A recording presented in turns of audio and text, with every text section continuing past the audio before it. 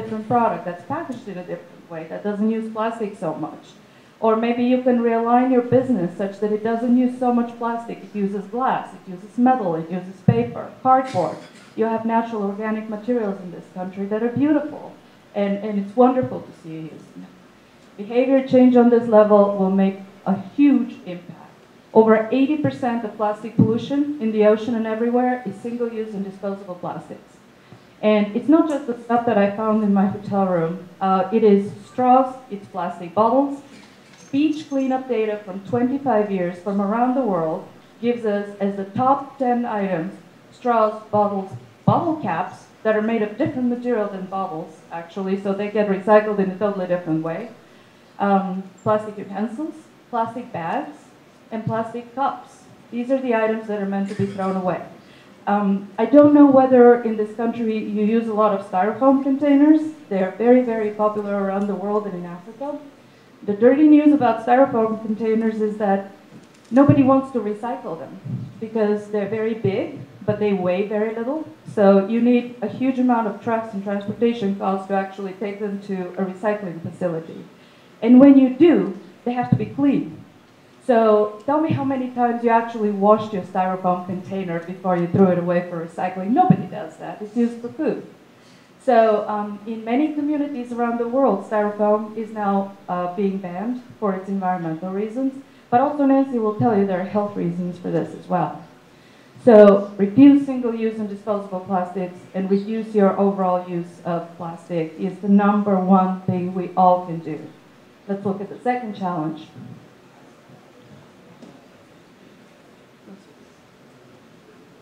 The second was reduce your plastic footprint. The third one is legislative support. What is increasingly important around the world, in the United States, and I'm sure here, is to have legislative support for these initiatives. We have found out that reducing plastic pollution is not just an environmental issue.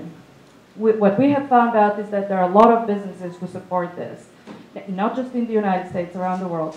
When you see a community whose main income is from tourism, or a significant portion of its income is from tourism, and that community gets trashed with plastic, and also that municipality begins to pay enormous costs to remove plastic, time over time, you begin to realize that the economic costs of dealing with this should not be passed on communities. They should not be passed on you. They should not be passed on me. They really need to be borne by the companies who make these products. And this is where legislative support is needed.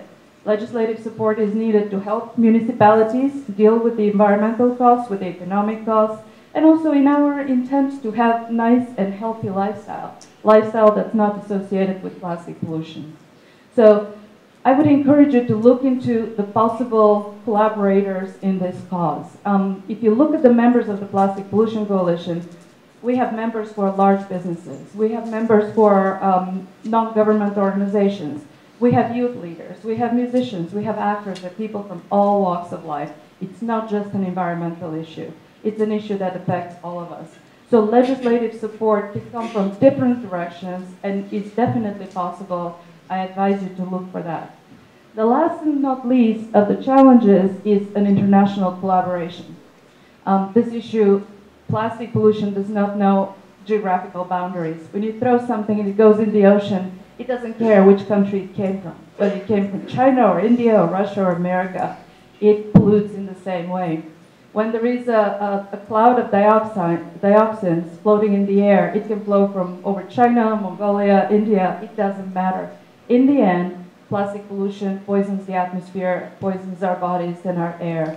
So international collaboration is extremely important on a large scale, on a scale that's unprecedented and never seen before.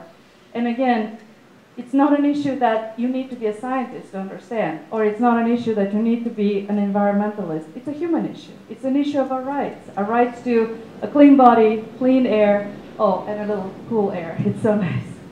And clean food for our children. So international collaboration is of utmost importance. On this note, I wanted to end and turn over to my colleagues and say this to you. We come here humbled by your response. We've been to Nicaragua, we've been to Costa Rica, and everywhere we're sharing our knowledge and what we have learned about plastic pollution.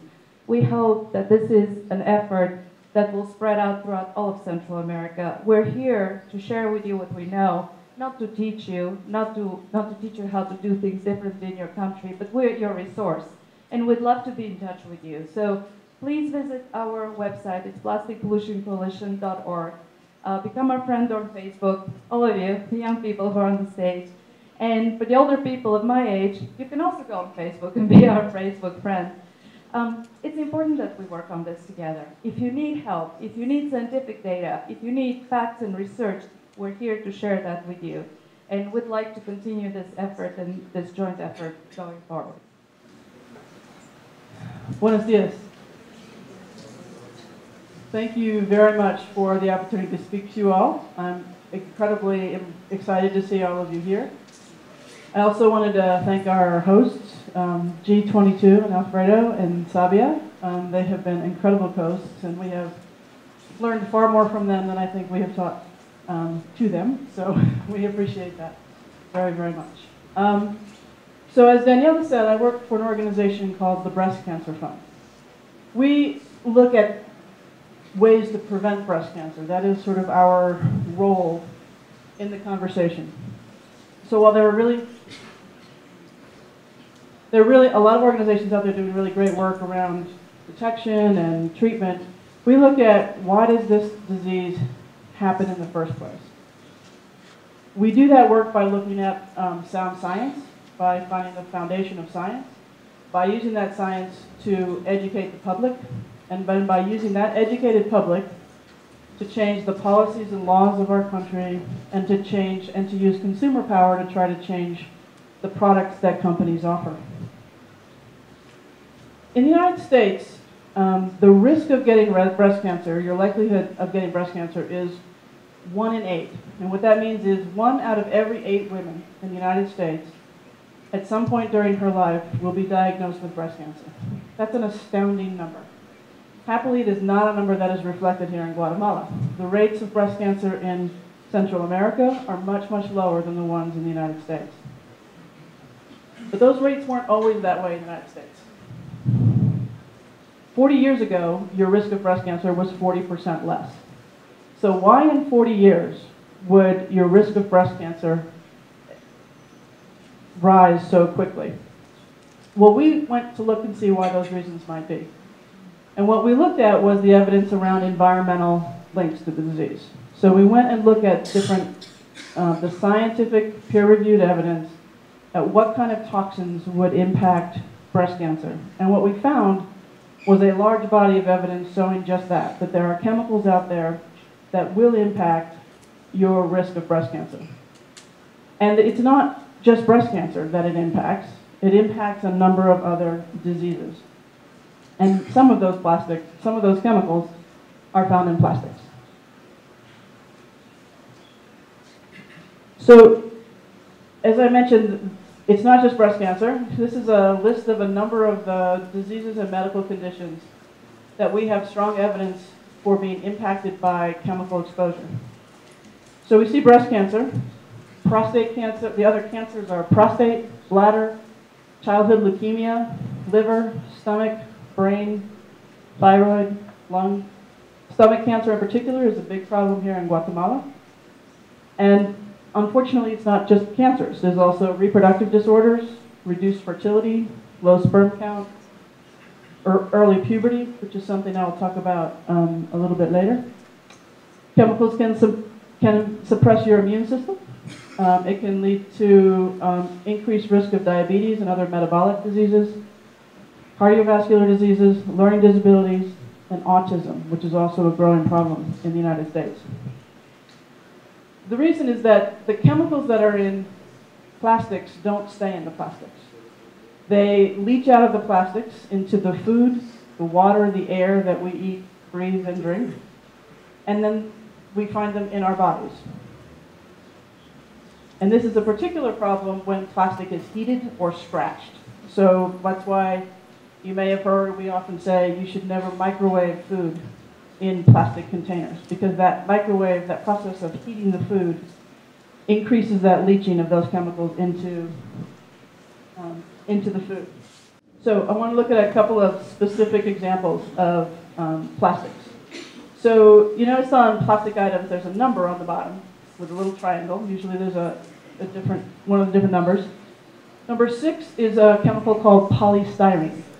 Polystyrene is basically styrofoam, which you heard Daniela talk about. It's used in food trays, egg cartons, cups, bowls, plastic cutlery, coffee cup lids. It's in a lot of the throwaway things that we have just been talking about. The building block of polystyrene is a chemical called styrene. That chemical has been designated as a possible carcinogen or a reasonably anticipated carcinogen by an international and a U.S. Agency. So there's a really good chance that this chemical causes cancer. But it's in these disposable items that we use to store our food in, as well as other things.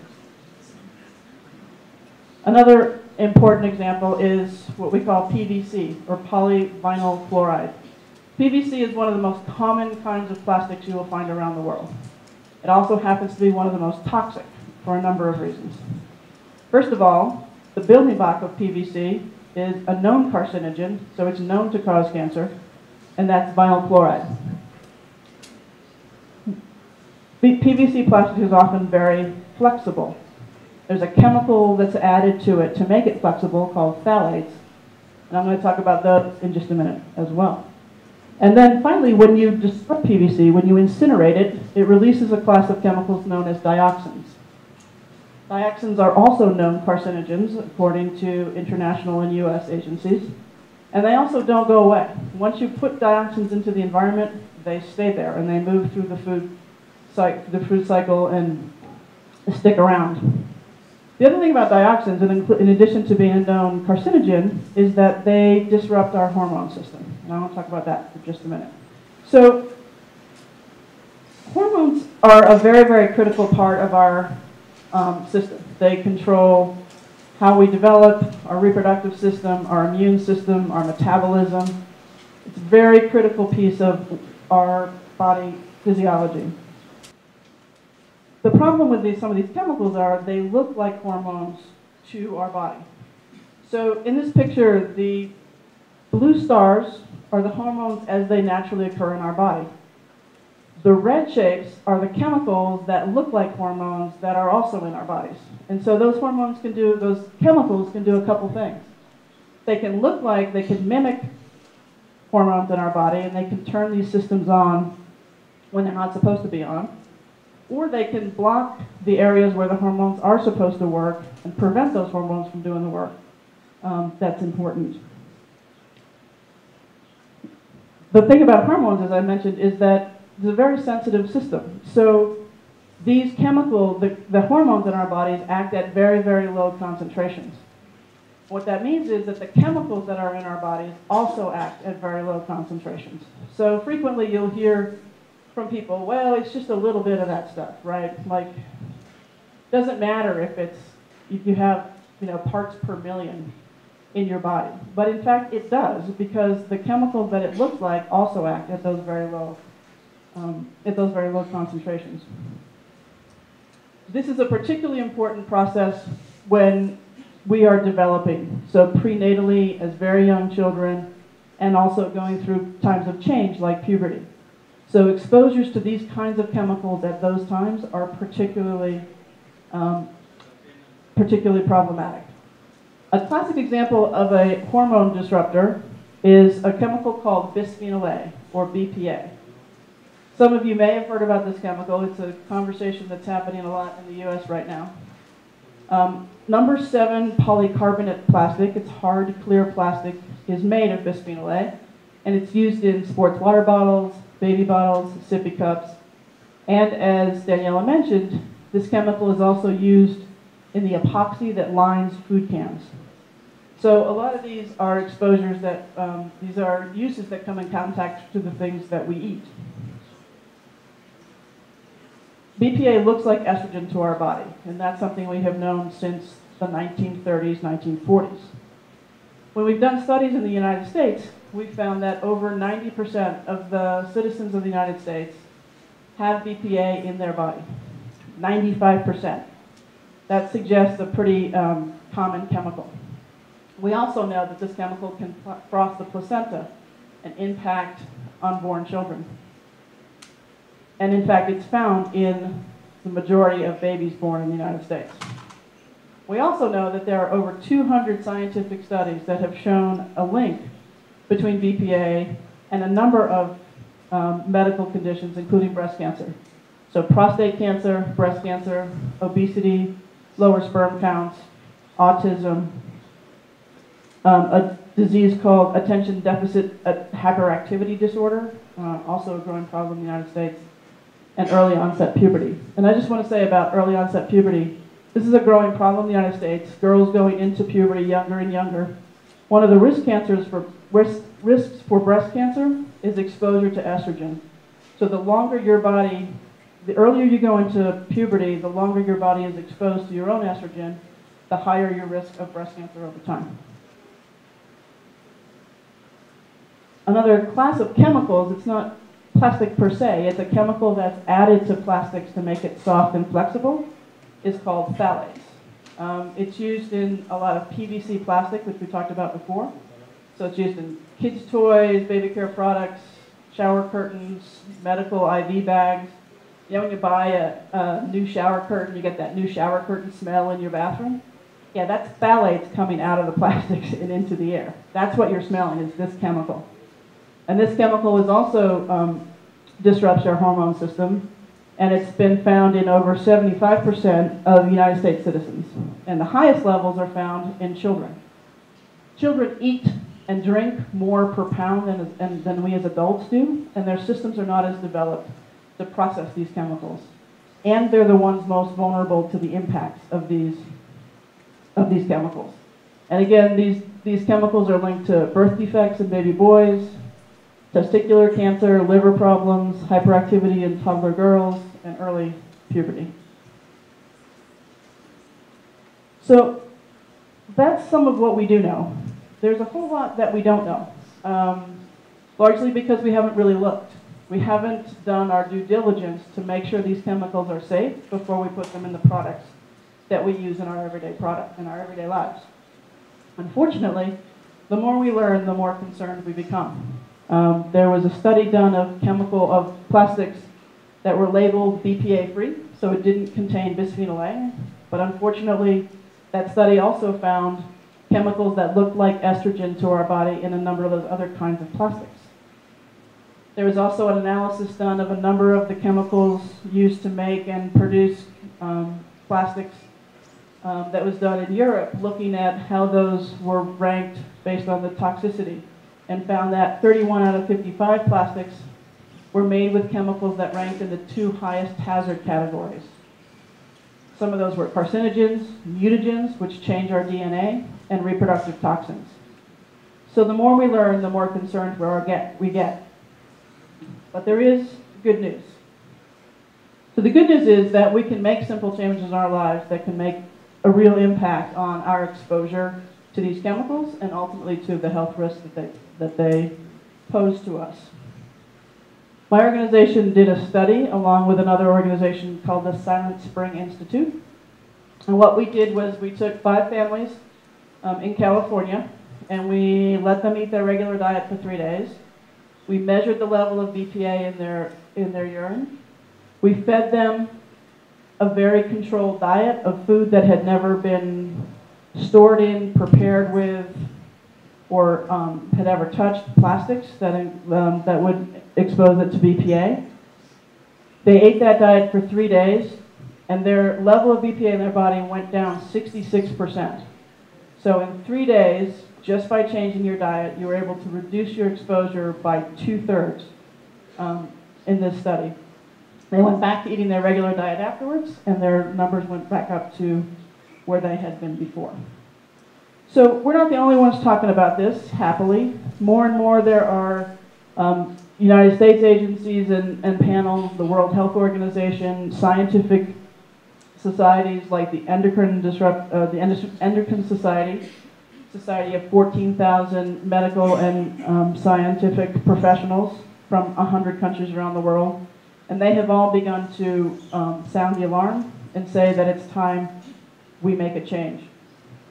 There is some action happening around the world. BPA has gotten a lot of attention from the European Union, Beijing, Canada, and Denmark, mostly focusing on baby bottles or food packaging for small children. That's an important start, but something that needs to move further than that. And then phthalates, the chemical that makes plastic soft, has been banned in kids' toys in the European Union and in the US. So the bottom line is that the plastics that we use every day have chemicals in them that are not only destroying our oceans, which you're going to hear about from Jay in just a minute, but they're also impacting our health. We need to have governmental action to change this, and that's an important step. But we also need to take steps as individuals. The problem probably seems a little overwhelming. I know when I look at the pictures that Daniela shows of the beaches, I'm like completely overwhelmed by the problem. But the good news is that each and every one of us can make a very real difference. If we decide to refuse single-use plastics and reduce our use of plastics as much as possible, not only do you have an individual impact, but you can model that behavior for your friends and your families, your coworkers, your schoolmates, and it can have a ripple effect across our society. And it's a really important step that we can all take to protect not only our planet and our beaches, but protect our own health. So thank you very much for your attention, and I will now turn it over to Jay. Nosotros como seres humanos tenemos una conexión al agua, al mar profundo. Cuando vamos al mar, pues sentimos algo diferente. El sonido del mar, el color, irnos a nadar, sentimos algo bueno, ¿no? Todo el mundo quiere ir al agua cuando toman vacaciones, porque reduce el estrés. Cuando está lleno de plástico no funciona así, por un lado. Durante miles de años, los seres humanos han reaccionado al mar con poesía, pinturas, dibujos, canciones, ciencia, celebraciones. Y por mi parte, desde joven, yo siempre quería ser biólogo marino. Fue mi sueño. Y mis papás no sabían qué decir, porque no sabía nada de eso. Y yo siempre he hablado como de Jacques Cousteau. Quiero ser como Jacques Cousteau. Quiero viajar al mundo investigando y en aventuras y todo eso. Y mi animal totem, mi animal favorito siempre fue la tortuga. No sé por qué. Como científico no puedo explicar por qué siento tan feliz cuando estoy pensando de tortugas marinas, cuando estoy investigando o mirándolas. Pero así siento, soy como fanático para las tortugas marinas. No tengo problema de decir eso en público, es cierto. Hasta que veo tortugas donde no hay tortugas. Por ejemplo, aquí es una tortuga, para mí y para mis colegas tortugueros también ven tortugas. Algunas personas ven gotas de agua, pero